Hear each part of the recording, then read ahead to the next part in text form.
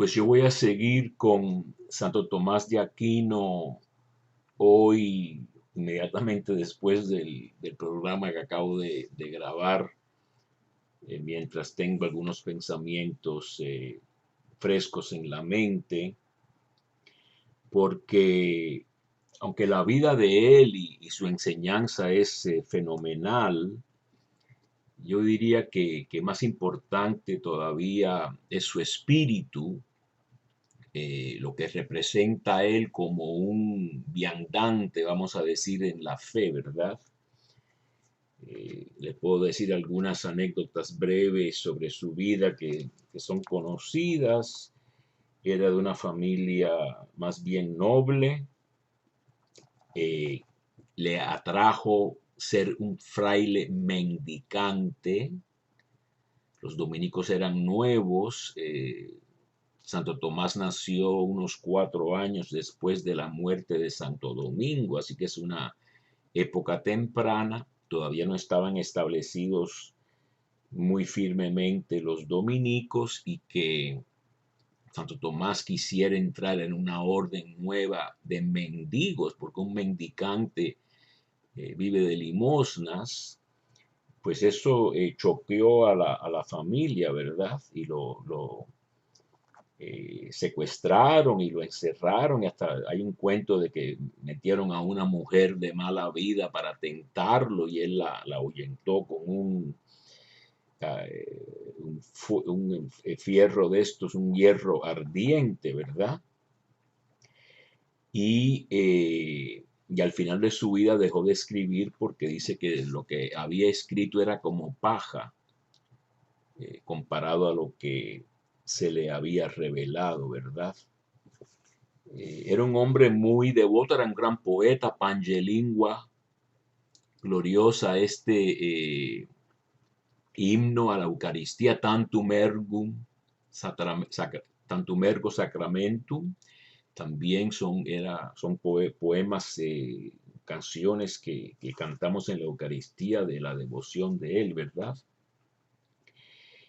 Y a mí me tocó ver microfilms, copias fotostáticas, vamos a decir, de los manuscritos originales de la Suma.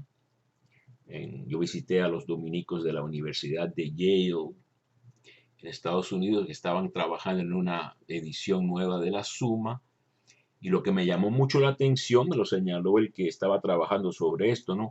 Eran al margen de lo que escribía, ponía ejucalatorias, ¿no?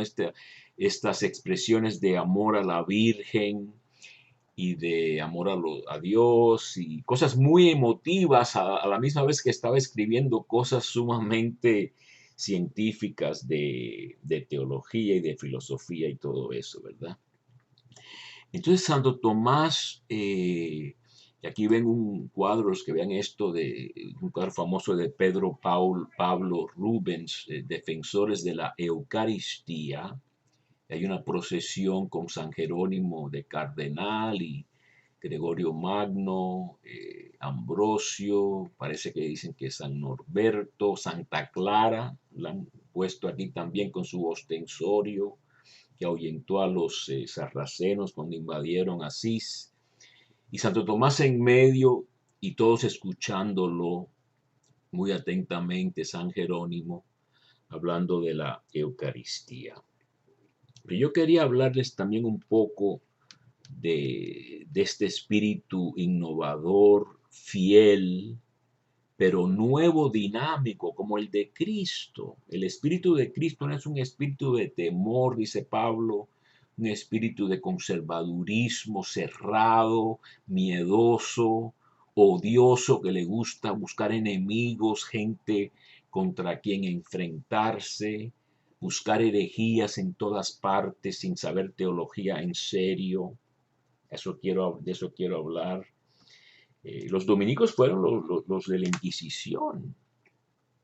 Es decir, las naciones tenían un gran interés en la uniformidad religiosa para unir a los pueblos. Felipe II lo hizo en manera grandiosa, ¿verdad? Por cierto, su hija, Isabela está representada en este cuadro de los defensores de la Eucaristía porque era la patrona del pintor. Entonces ella estaba ligada a las carmelitas, a las descalzas reales de Madrid, y la vistieron en el hábito que se ponía ella, ¿no? Después de viuda creo que entró. Pero la Inquisición era buscar herejes y hasta torturarlos, y no es de los mejores episodios de la iglesia, ¿verdad? Después, cuando la conquista en Latinoamérica, se levantaron dominicos como Antón de Montesinos y Bartolomé de las Casas a defender a los indígenas que estaban forzosamente convertidos, ¿verdad? Es decir, les leían una bula en latín que no entendían.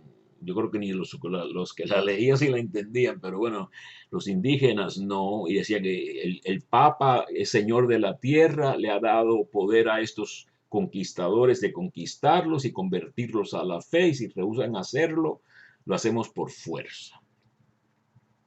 Y Bartolomé de las Casas y Antón de Montesinos se enfrentaron contra esto, y hubo una serie de debates, y fue siempre una lucha siempre para la justicia humana, vamos a decir, ni siquiera social.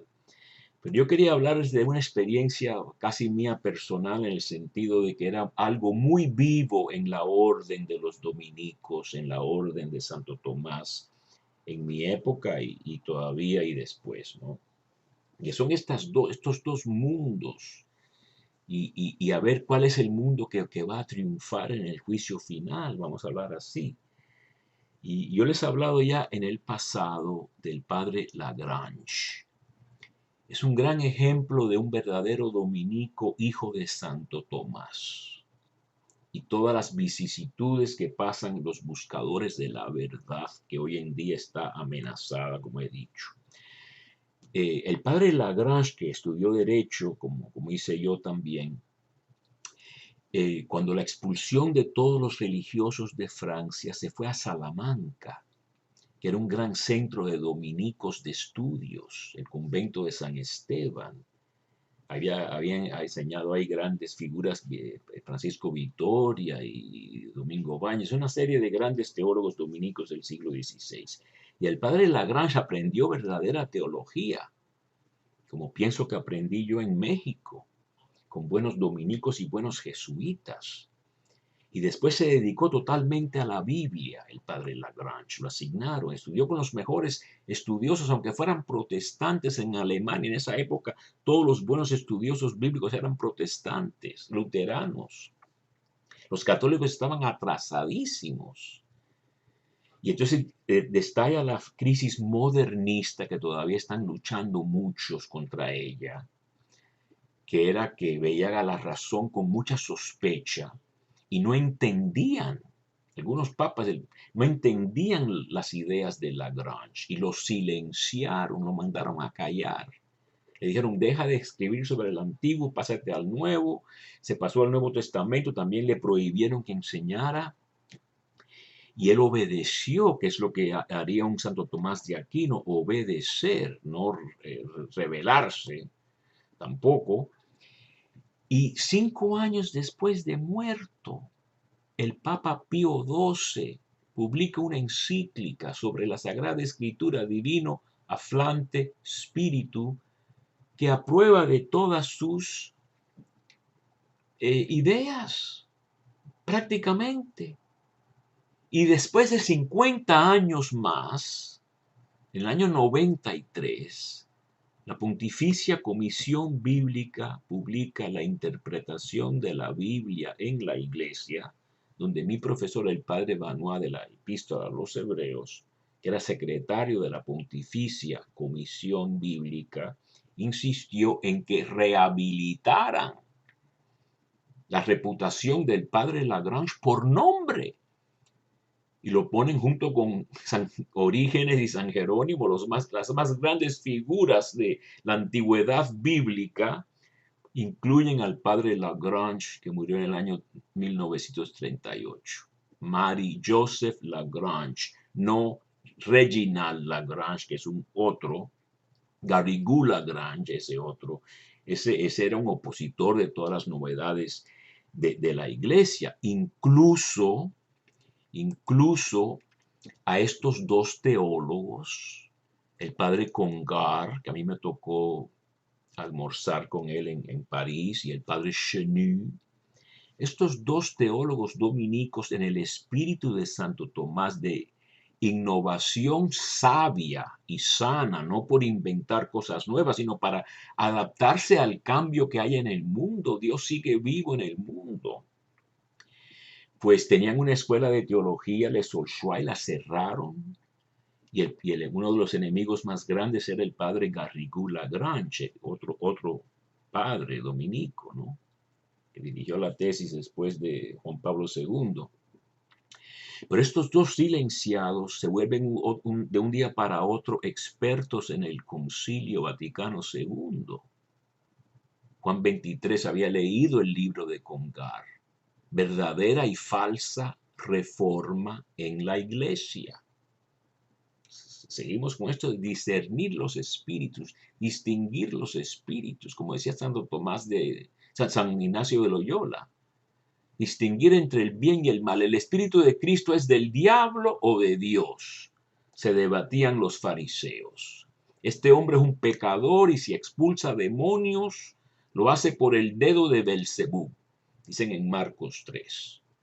Y Jesús dice que la blasfemia contra el Espíritu Santo nunca será perdonada, ni en esta vida ni en la otra.